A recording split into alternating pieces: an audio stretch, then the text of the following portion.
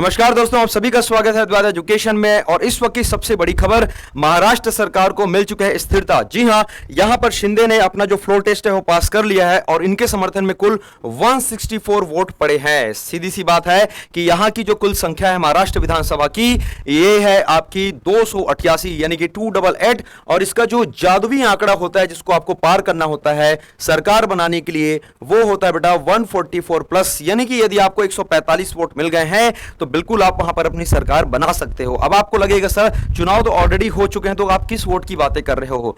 जी हां, बिल्कुल सही प्रश्न है। चूंकि यहां पर कुल विधायकों की जो संख्या होती है, एमएलएस की जो संख्या होती है, वो होती है 288। और यहां पर जैसा कि आप देख सकते हो कि 4 प्रमुख पार्टियां होती हैं, जिसमें से एक की यदि हम बातें करते हैं तो भारतीय जनता पार्टी बीजेपी, उसके बाद है आप लोगों का शिवसेना, फिर है आपका एनसीपी और एक है कांग्रेस। 4 पार्टियां होती थी। बेसिकली 2019 में बीजेपी और शिवसेना दोनों ने गठबंधन बनाकर, अलायंस बनाकर चुनाव लड़ा था और बहुमत भी हासिल किया था। लेकिन कुछ कारणों से यहां पर दोनों के बीच तकरार हो जाती है और इतिहास आप सभी को पता है कि बाकी के 3 लोग मिलकर, बाकी के 3 मतलब एनसीपी, इसके बाद आप लोगों का शिवसेना और कांग्रेस यानी कि आईएनसी मिलकर, तीनों मिलकर एक पार्टी बनाती है और बीजेपी को जाना पड़ जाता है ऑपोजिशन में। अब चूंकि समय बदलता है, यहां पर सबसे पहले शिवसेना जो रहती है वो बीजेपी को धोखा देकर इनके साथ साझा कर लेती है। अब शिवसेना को धोखा मिलता है इन्हीं के अंदर से, इन्हीं के पार्टी के व्यक्ति जिसका नाम है शिंदे, एकनाथ शिंदे। वो बागी हो जाते हैं और कहते हैं कि भाई हम तो जो अपना समर्थन है बीजेपी को देंगे, बाकी आप लोग देख लो। तो पूरी की पूरी जो कहानी आज मैं आपको बताने वाला हूं कि अविश्वास प्रस्ताव क्या होता है, फ्लोर टेस्ट क्या होता है और सबसे इंपॉर्टेंट दल बदल क्या होता है, ये तीनों के बारे में मैं चर्चा करने वाला हूं। हालांकि मैंने अपने कई बार करंट अफेयर के सेशन में इन सभी के बारे में बताया, फिर भी कोशिश करूंगा कि शॉर्ट में इन चीजों को कम से कम समय में आप जान सको और एग्जाम में आने वाला एक भी प्रश्न जो है आपसे ना छूटे। चलिए तो स्टार्ट करते बिना किसी देरी के। ये तो करंट न्यूज की बातें हो गई कि भाई इन्होंने 164 विधायकों का समर्थन प्राप्त कर लिया है। चाहिए कितना था इनको जो नीड थी वो थी 144 प्लस, यानी कि 145 की नीड थी और उससे अधिक इन्होंने प्राप्त कर लिया। 50+ से इन्होंने अधिक जो समर्थन है, जो उनका जो विश्वास है वो प्राप्त किया हुआ है। तो बिल्कुल ही आप सरकार बनाने में समर्थ हो जाएंगे। अब आपके सामने प्रश्न आएगा, सर ये पूरी की पूरी कहानी क्या थी, जरा हमको शॉर्ट में बता दीजिए। चलिए बिल्कुल बताते हैं।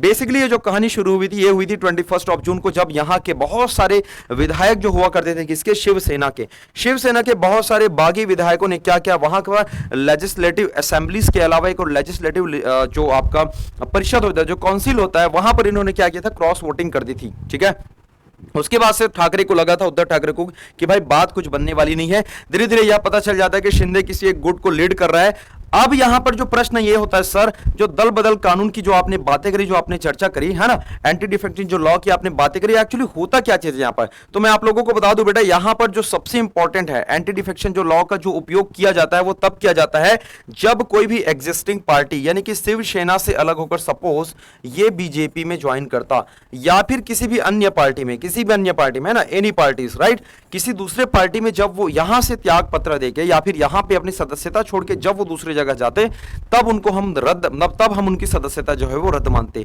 ये अधिकार किसके पास होता है इनकी सदस्यता रद्द करने का, मतलब कौन हो सकता है जो कि इसकी सदस्यता रद्द करेगा। इसका जो अधिकार होता है वो रहता है जो भी हाउस रहेगा, चाहे संसद भवन हो, चाहे विधानसभा हो, कोई भी हाउस की हम बातें करते हैं, वहां पर जो मेंबर्स होते हैं, एक को हम बोलते हैं स्पीकर बोलते हैं, विधानसभा अध्यक्ष होता है, और एक को हम लोग बोलते हैं डिप्यूटी स्पीकर, यानी कि इनकी अनुपस्थिति में जो रहता है उसको हम बोल देते हैं विधानसभा उपाध्यक्ष। यदि अध्यक्ष है तो अध्यक्ष कर देगा, यदि वो नहीं है तो उपाध्यक्ष करता है। कब करता है, जब कोई भी पार्टी का सदस्य किसी दूसरे पार्टी में चला जाता है, तब इस पार्टी का मेंबर तो जरूर बन जाएगा, लेकिन यदि वो एमएलए है या फिर यदि वो एमपी है, यानी कि आपका लोकसभा सदस्य है या फिर राज्यसभा सदस्य है, तो अब वो उसका सदस्य नहीं रहेगा।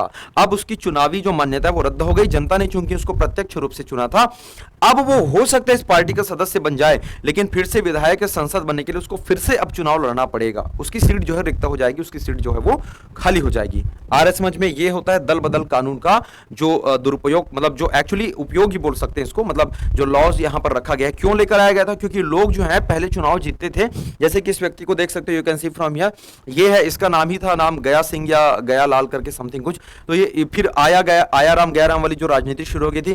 क्यों किया जाता था, सपोज कोई आदमी शिवसेना का है, बीजेपी वाले ने ज्यादा पैसा दे दिया, फट से उधर शिफ्ट हो जाता था और अभी भी वो एमपी या एमएलए बना रहता था। तो लोग कंफ्यूजन होते थे, भाई हमने तो तुमको शिवसेना के लिए दिया था वोट, तुम बीजेपी में चले गए।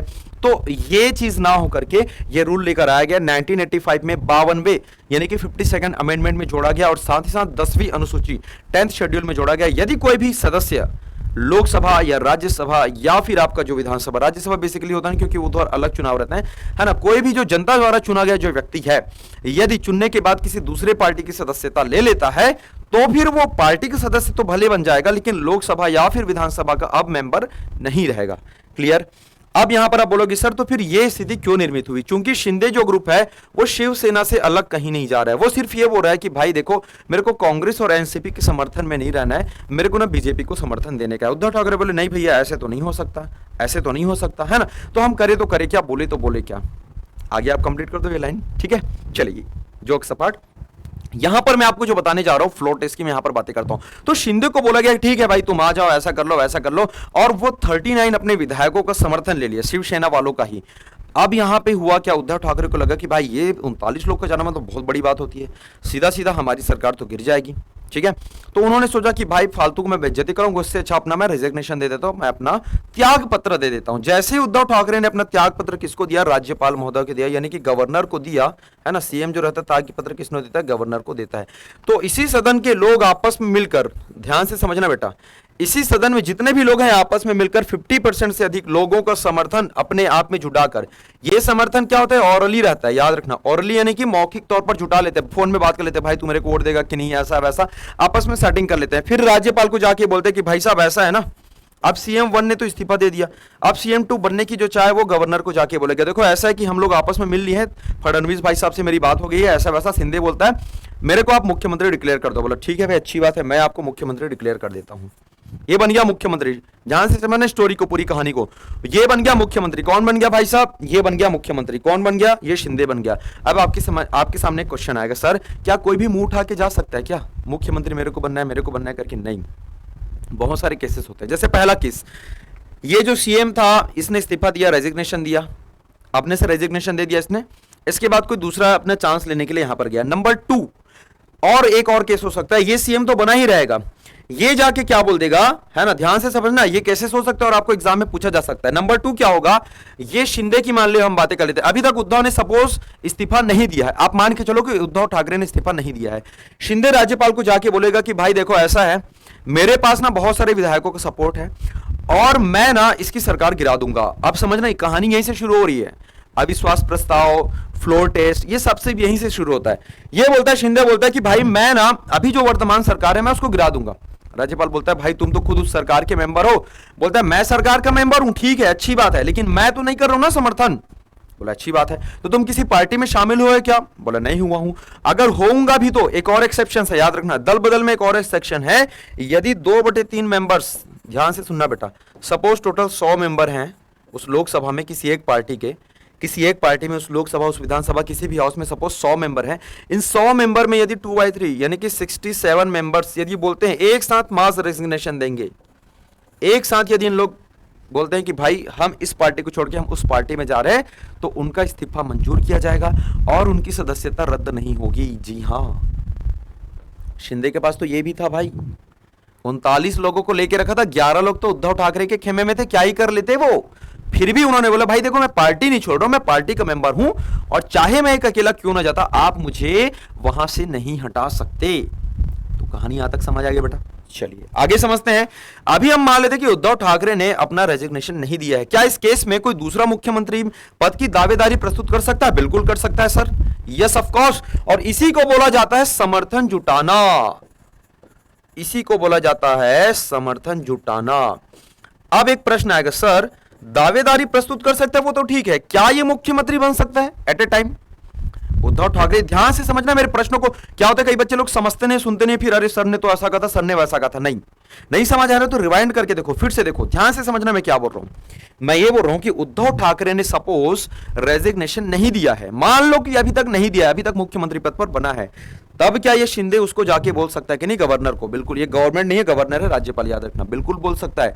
उसको जाके बोल सकते हैं भाई मेरे पास ना देख 150 से या 145 से अधिक विधायकों का समर्थन है और मेरे को सीएम बनने का है, बस तुम देख लो भाई करके। तब ऐसी स्थिति में गवर्नर क्या बोलेगा, ध्यान से समझना, और ये प्रश्न पूछेगा भाई, चाहे प्री लिखो, चाहे मेंस लिखो, चाहे कुछ भी लिखो। सेकंड कंडीशन की बात कर रहा हूं, सेकंड अभी आया ही नहीं है, चूंकि पहला कंडीशन क्या हुआ, इसने रेजिग्नेशन दिया, पोस्ट खाली हो गया, शिंदे गया, बोलता है भाई मेरे को सरकार बनानी है, तो बोलता है ठीक है बना ले, मेरे को मुख्यमंत्री बनना है, ठीक है बन जा, शपथ दिला देता हूं, 4 दिन बाद अपना तू अपना दिखा देना, विश्वास प्रस्तुत कर देना, यदि तेरे फेवर में 145 प्लस लोग आते हैं तो ठीक है तेरी सरकार तय है। ये राज्यपाल उसको बोल दिया। दूसरा केस की बात करो बेटा, अभी तक ये सीएम बना है, इसने रेजिग्नेशन नहीं दिया है, तब शिंदे जाके बोलेगा गवर्नर को कि भाई साहब ऐसा है ना कि आप मेरे को तो सीएम डिक्लेयर कर दो, तो राज्यपाल बोलते हैं अबे ये बात सुन, अभी उद्धव ठाकरे यहां पर सीएम बना, मैं उसको कैसे कर दूं भाई, जब तक वो रेजिग्नेशन नहीं देगा मैं कैसे कर दूं, तेरे को सीएम डिक्लेयर कैसे करूं मैं। तो बोलते भाई ये भी बात सही है, तो ठीक है हम इस्तीफा दिलवाते हैं उसको। बोला कैसे, बोलते हम करते हैं प्रबंध। बोला कैसे, तो बोलते आप इनको बोलो, आप इनको पूछो क्या आपके पास समर्थन है 145 प्लस लोगों का, आप पूछिए उनको। तो बोलता है राज्यपाल भाई ये भी बात सही है, तो राज्यपाल के पास ये अधिकार है भाई कि ये कभी भी फ्लोर टेस्ट करवा सकता है। ध्यान से समझना, ये क्वेश्चन आएगा, ये प्रश्न पूछा जाएगा, ये अधिकार राज्यपाल के पास है यदि उसको ऐसा लगता है कि सरकार अल्पमत में है। अल्पमत बोलने का मतलब है 145 से कम विधायक उसके समर्थन में हैं, या फिर अगर 200 हैं कहीं पर तो 100 से कम, बोलने का मतलब है 50 से कम यदि विधायक, 50%, 50% से कम, आधे से कम विधायक यदि उनके समर्थन में है, ऐसा लगता है राज्यपाल को। और क्यों नहीं लगेगा भाई, बच्चा बच्चा को बताया शिंदे अलग ग्रुप बना लिया, ये कर रहा है वो कर रहा है, तो राज्यपाल इतना बेवकूफ थोड़ी भाई, वो तो उतने बड़े पोस्ट पे बैठा है ना, उसको भी तो लगेगा ना। तो बोलता ठीक है भाई चलो आपकी बात हमने मान ली, तो सीएम इसको उद्धव ठाकरे को बुलाते, बोलते भाई उद्धव, बोला हाँ जी सर, आइए और प्रस्तुत करिए, आप बताइए कि क्या आपके समर्थन में इतने विधायक हैं कि नहीं। ये फ्लोर टेस्ट होता। अब ये अभी इस पे इसलिए हो रहा है क्योंकि उसको हटा के ये बन गया मुख्यमंत्री। कहने का मतलब ये सर, जो मुख्यमंत्री होता है या फिर जिसकी सरकार होती है उनको फ्लोर टेस्ट में साबित करना पड़ता है कि उसके समर्थन में विधायक हैं या फिर नहीं। अब उद्धव, आप समझ में, मैं सेकंड केस की बात कर रहा हूं। इस केस में क्या होता, उद्धव ठाकरे को बुलाया जाता, उद्धव ठाकरे को बुलाया जाता और बोलते कि बेटा चलो प्रूफ करो कि तुम्हारे समर्थन में 145 विधायक हैं या फिर नहीं। यार 39 तो ऐसे इधर आ चुके हैं, काहे वोट देते हैं उनको। तब उद्धव ठाकरे की सरकार गिर जाती, उद्धव ठाकरे की सरकार गिर जाती, सरकार गिर जाती, फिर ये बोलता अब मेरे को मौका दो, ये अपना सबूत, वो समर्थन वहां पर साबित कर देता, या फिर दोनों के दोनों सेम डे पे हो जाते, मे बी, आ रहा समझ में, और फिर इनकी सरकार बन जाती। उद्धव ठाकरे को लगा भाई साहब ये तो वैसे भी होने वाला है, वैसे भी इन लोग बागी हो चुके हैं, मेरे को तो वोट देंगे ही नहीं देंगे, तो यहां पर बेइज्जती कराने से अच्छा है मैं खुद से रेजिग्नेशन दे देता हूं। अब केस थोड़ा सा उलट गया, आ रहे समझ, सेकंड केस ना रहा, अब पहला केस हो गया, अब इन्होंने खुद से रेजिग्नेशन दे दिया। अब सवाल आया कि भाई रेजिग्नेशन तो दे दिया भाई ने पहले ही, अब सवाल आता है कि अब मेरे को जाना है यहां पर सिद्ध करना है, साबित करना है। बोलो ठीक है भाई आइए।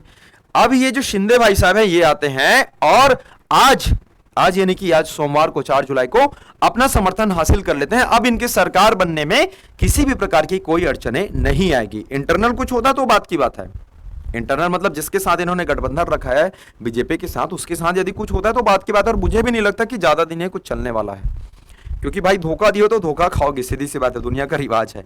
अब यहां पर ध्यान से समझना, इन्होंने क्या किया, इन्होंने किया यूं कि समर्थन तो जुटा लिया। अब आपके सामने एक और प्रश्न आएगा, सर एक चीज बताओ, ये तो समर्थन जुटाने उठाने इन सब की आपने बातें कर ली है ना, आप मेरे को ये बताओ सर ये कॉन्फिडेंस नो कॉन्फिडेंस को थोड़ा सा और डिटेल में एक्सप्लेनेशन दे दो, जिससे मेरे को बाकी अगर क्वेश्चन है तो मैं उसको समझ सकूं, बना सकूं। तो ध्यान से सुनना बेटा, ये क्या चीज होती है। अब पहला केस ये है कि जो नो कॉन्फिडेंस मोशन लेकर आते हैं, यानी कि अविश्वास प्रस्ताव, अविश्वास प्रस्ताव, फ्लोर टेस्ट आई थिंक आप लोगों को समझ आ गया कि फ्लोर टेस्ट कुछ नहीं होता। यदि आप मुख्यमंत्री पद का दावा करते हो, आपको लगता है कि आप मुख्यमंत्री बन सकते हो, आपको लगता है कि आप सरकार, आपकी सरकार चलेगी, आपकी समर्थन वाली सरकार चलेगी, तो कुछ नहीं करना है, आपको बस यहां पर आके बताना है कि भाई देखो मेरे पास 50% 50% से अधिक विधायक मेरे फेवर में है। आपको बस वहां पर आके बता दो, उस सदन में, उस हाउस में आके बता दो। यदि अच्छा, इस केस में अध्यक्ष जो रहता है ना वो वोट नहीं करता, अध्यक्ष तभी वोट करेगा जब उसको फाइनल यानी कि दोनों जब इक्वल हो जाता है तब उस केस में करता है, अदरवाइज ये वोट नहीं करता। ठीक है, चलिए, तो वैसे भी 165 हो गया तो मतलब 64 हो गया तो उसको नीड नहीं है करने की, राइट। अब यहां पर जो बातें बताई जा रही है सर कि अविश्वास प्रस्ताव, आपने बोला फ्लोर टेस्ट तो समझ आ गया, मतलब उन्होंने अपना जो है प्रूफ कर दिया है 50+ अधिक से, तो फिर वो आपके जो सरकार है बन जाएगी। अविश्वास प्रस्ताव समझना, यानी कि नो कॉन्फिडेंस मोशन किसके खिलाफ लाया जा सकता है, नो कॉन्फिडेंस किसके खिलाफ लाया जा सकता है? ये पूरी गवर्नमेंट के खिलाफ लाई जा सकती है, किसी एक मिनिस्टर के खिलाफ भी लाया जा सकता है। ध्यान से समझने, प्रश्न आता है भाई ये, लेकिन एक मिनिस्टर के खिलाफ लाने का मतलब ही होता है पूरी गवर्नमेंट के खिलाफ लाना। हुआ यूं था 2003 के आसपास भी, ठीक है ना, वाजपेयी सरकार थी। वैसे 1999 वाला भी याद होगा आप लोगों को, जब वाजपेयी सरकार एक वोट से गिर गई थी, मात्र एक वोट चाहिए था उनको, विश्वास हासिल नहीं कर पाए थे, सरकार गिर गई थी, फिर उन्होंने फिर से अपनी सरकार बना ली, राइट। 2003 में भी जब रक्षा मंत्री जॉर्ज फर्नांडिस बने, कांग्रेस ने इसके खिलाफ अविश्वास प्रस्ताव लेकर आ गया। यानी अगर किसी मंत्री के खिलाफ लेकर आया जाता है, मतलब पूरी की पूरी सरकार के खिलाफ लेकर आया जाता है। तो प्रश्न यदि पूछा जाए क्या किसी एक मंत्री के खिलाफ अविश्वास प्रस्ताव लाया जाएगा, तो सिर्फ इस मंत्री को इस्तीफा देना पड़ेगा या फिर पूरी सरकार को इस्तीफा देना पड़ेगा? सिर्फ इस मिनिस्टर को रेजिग्नेशन देना पड़ेगा या पूरी गवर्नमेंट को रेजिग्नेशन देना पड़ेगा? तो आपका जवाब होगा सर, पूरी की पूरी गवर्नमेंट को रेजिग्नेशन देना पड़ेगा। क्यों? क्योंकि ये जो सरकार होती है या फिर जो मंत्री परिषद होता है, मिनिस्टर ऑफ जो काउंसिल होता है, वो लोकसभा के प्रति या फिर विधानसभा के प्रति उत्तरदायी होती है। Responsible for the directly to the legislative assembly और द पार्लियामेंट। ध्यान से समझना, अभी बहुत सारे इंपॉर्टेंट फैक्ट आपके साथ शेयर करने वाला हूं। पहला फैक्ट ये बोला मैंने सर कि सरकार के खिलाफ भी ला सकते हैं और एक मंत्री के खिलाफ भी ला सकते हैं। एक मंत्री के खिलाफ यदि लाते हैं, लाता कौन है? जनरली अपोजिशन लाती है, जो कि विपक्ष में बैठी हुई है। सरकार खुद थोड़ी लाएगी। लाया किसके खिलाफ जाता है? जो वर्तमान में जिसकी सरकार है, जिसकी गवर्नमेंट है, उसके खिलाफ लाया जाता है, यानी कि कार्यपालिका के खिलाफ लाया जाता है, एग्जीक्यूटिव के खिलाफ लाया जाता है। कौन लाता है सर?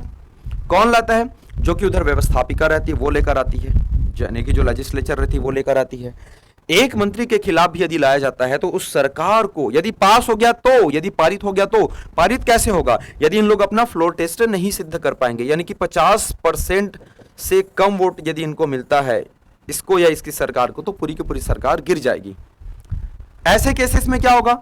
फिर से आपको चुनाव कराना पड़ेगा, या फिर क्या होगा? जो अपोजिशन वाली है यदि वो अपना बहुमत सिद्ध कर दे तो फिर वो सरकार बना लेगी। दो केस हो सकते हैं। जिन लोग अविश्वास प्रस्ताव लेकर आ रहे हैं उनको लगता है कि वो खुद अपनी सरकार बना सकते हैं, इनकी सरकार गिराकर तो उनकी सरकार बन जाएगी, या फिर वो भी सरकार नहीं बना पाते तो फिर से री इलेक्शन कराया जाता है, फिर से पुनर्चुनाव कराया। ये भी पूछा जा सकता है कि ये होने के बाद क्या कंडीशंस हो सकते हैं। तो ये दोनों चीजें हो सकती हैं। आ रहे बड़ा समझ में? आइए आगे समझते हैं हम लोग। नेक्स्ट यदि यहां पर हम बातें करते हैं, सर आपने तो बोल दिया कि एक मिनिस्टर के खिलाफ लाया जाएगा तो पूरा मंत्री परिषद को त्याग पत्र देना पड़ता है, समझ गए सर। एक और मेरा प्रश्न है, सर ये बताइए यदि ये मंत्री जो है यदि खुद से रेजिग्नेशन दे दे तब क्या होगा? जैसे उद्धव ठाकरे ने दिया है ना, जैसे उद्धव ठाकरे ने दिया, यदि ये मंत्री खुद से त्याग पत्र दे दे सर, उस समय क्या होगा? ऐसे केसेस में क्या होगा? तो ध्यान से समझना बेटा, ऐसे केसेस में क्या होता है। चूंकि उद्धव ठाकरे जो कौन थे? वो सीएम थे। सीएम का इस्तीफा मतलब ये बाकियों से भी इस्तीफा दिलवा देता है, बोलता है कि हम पूरी अपनी सरकार से इस्तीफा दे रहे हैं, हम पूरे लोग हम इस्तीफा, मतलब हम अब हमारी सरकार नहीं है, मतलब हमने दे दिया भाई, अब हम सरकार नहीं बना सकती। क्योंकि ये जो रहता है सीएम जो रहता है, उस जो भी आपके विधायक दल जो रहेगा, मतलब जो भी टोटल उनके मेंबर्स रहेंगे, उनका नेता होता है। अब नेता ही ना रहा तो फिर मतलब मुख्यमंत्री ना रहा, प्रधानमंत्री ना रहा, तो बाकी मंत्रियों का अस्तित्व ही नहीं है, सीधी सी बात है। लेकिन सर मैं ये पूछ रहा हूं कि मुख्यमंत्री सीएम या पीएम की बात नहीं कर रहा हूं, मैं बात कर रहा हूं जैसे आपने बोला अभी डिफेंस मिनिस्टर की आपने बातें करी, सर हो सकता है कोई एजुकेशन मिनिस्टर हो, कोई फाइनेंस मिनिस्टर हो, मात्र किसी एक के खिलाफ यदि ये खुद से रेजिग्नेशन दे दिया, सपोज ये बोलता है कि भैया मैं सांसद या विधायक रहूंगा लेकिन मैं उस मंत्री पद पर नहीं रहूंगा। मान लेते हैं अमित शाह के खिलाफ कोई लेकर आता है और अमित शाह को लगता है कि मेरे खिलाफ कोई लाने वाला है तो मैं पहले ही रेजिग्नेशन दे देता हूं, वो संसद बस रहेगा, वो अब होम मिनिस्टर नहीं रहेगा। ऐसे केस में क्या होगा? ऐसे केस में कुछ नहीं होगा। पीएम जी या सीएम जी, याद रखना पीएम या सीएम इसलिए बोल रहा हूं क्योंकि पीएम देश में अपने विधायक दल का मतलब सांसदों का नेता और सीएम अपने यहां पर राज्य विधानसभा में अपने नेता है ना, तो पीएम ऑब्लिक सीएम दोनों में सेम केस होता है। तब मोदी जी या फिर जो पीएम वो क्या करेंगे, किसी दूसरे व्यक्ति को होम मिनिस्टर नियुक्त कर देंगे, अपॉइंट कर देंगे और इनकी सरकार जैसे चल रही वैसी चलेगी। कौन से केस में? यदि ये खुद से रेजिग्नेशन देते हैं तब। ये प्रश्न पूछा जाएगा बेटा, एक चीज बता रहा हूं मैं, यदि खुद से वो रेजिग्नेशन देते हैं तब। ठीक है, अच्छा सर खुद से रेजिग्नेशन देते हैं मतलब सरकार बचेगी? हाँ जी सर बिल्कुल बची रहेगी। जब तक बाहर वाले, अच्छा बाहर वाले लोग इसको दिलवा दिए तो सीधी सी बात है, उसको दिलवा दिए तो त्याग पत्र देना पड़ेगा, पूरी सरकार गिर जाएगी। सर एक और क्वेश्चन है, आपने तो बता दिया सर, राज्यसभा के केस में क्या होगा? जैसे एस जयशंकर हैं, ध्यान से समझना इसको सर राज्यसभा के केस में क्या होगा? जैसे कि एस जयशंकर को तो राज्यसभा से लेकर आया गया है, अब यदि अमित शाह के खिलाफ यदि अविश्वास प्रस्ताव लेकर आया गया, मतलब इस पार्टी के खिलाफ, मतलब उस सरकार के खिलाफ, मोदी गवर्नमेंट के खिलाफ, तो पूरी गवर्नमेंट को रेजिग्नेशन देना पड़ेगा। अब चूंकि ये सारे के सारे लोग लोकसभा से चुन के आए हैं, मतलब इनको तो वैसे इनकी सदस्यता गई, त्यागपत्र मतलब वैसे इन लोग गए, ध्यान से समझना। लेकिन यहां पर क्या होगा, राज्यसभा में ये मेंबर तो जरूर बना रहेगा, ये एस जयशंकर जो है वो मेंबर तो जरूर बना रहेगा, लेकिन अब वो मंत्री नहीं बन सकता। वो आया समझ में? अब वो मंत्री पद पर क्यों भाई साहब, ये मंत्री मतलब पूरा मंत्रिमंडल भंग ना। पीएम गया मतलब पूरा मंत्रिमंडल गया, सीएम गया मतलब पूरा मंत्रिमंडल गया, पूरा मिनिस्टर ऑफ काउंसिल्स गया, मतलब ये वहां पर रहेगा तो जरूर राज्यसभा में, लेकिन अब जिस मंत्री पद पर वो स्थिर है, जिस मंत्रालय को संभाल रहा है, उस मंत्री पद पर नहीं रहेगा। क्यों? क्योंकि मंत्रिमंडल ही गया, सीधी सी बात, खत्म पूरा मंत्रिमंडल। आ रहे समझ में? तो भाई साहब ये होता है अविश्वास प्रस्ताव, नो कॉन्फिडेंस मोशन। उम्मीद करता हूं कि सारी की सारी चीजें आपको समझ आई होंगी, और यहां से प्रश्न जो है आप लोगों को पूछे जाते हैं। इन तमाम मुद्दों पर और हम चर्चा करेंगे। आपकी जो भी डाउट रहेगा जरूर हमको कमेंट सेक्शन में बताइएगा। कोई भी आपके डाउट रहेंगे तो उस पर हम एक और वीडियो लेकर जरूर आ जाएंगे, है ना। और जो भी आपको डाउट लगता है, जैसा भी लगता है, काइंडली डीएम, आप मैसेज भी कर सकते हो, टेलीग्राम में भी जुड़ सकते हो। जीएस विद तरुण सर हमारा टेलीग्राम है ना, आप इसमें भी जुड़िए। और कोई भी आपके डाउट वगैरह रहने पे आप बिल्कुल हमको बिल्कुल पूछ सकते हो। हम ऐसी वीडियो आपके लिए लेकर आते रहेंगे, और जो भी आपके जो करंट अपडेट से रिलेटेड जो भी न्यूज़ रहते हैं, हम आपको लगातार अपडेट देते रहेंगे। तो उम्मीद करता हूं कि ये सेशन आपको पसंद आया होगा। मैक्सिमम अधिक से अधिक इस सेशन को शेयर जरूर करना है अपने दोस्तों के साथ, लाइक करना है, और अपने कमेंट्स भी बताने कि आपको ये वीडियो कैसा लगा, आपको जानकारी कैसी लगी, क्या आपको इसके बारे में पता था, और भी कुछ इंपॉर्टेंट जानकारी यदि चाहिए तो जरूर से आप कमेंट करिएगा। Connectivity is most important. तो बने रहिए आप अद्वैत एजुकेशन के संग। Thank you so much, take care, bye bye, जय हिंद।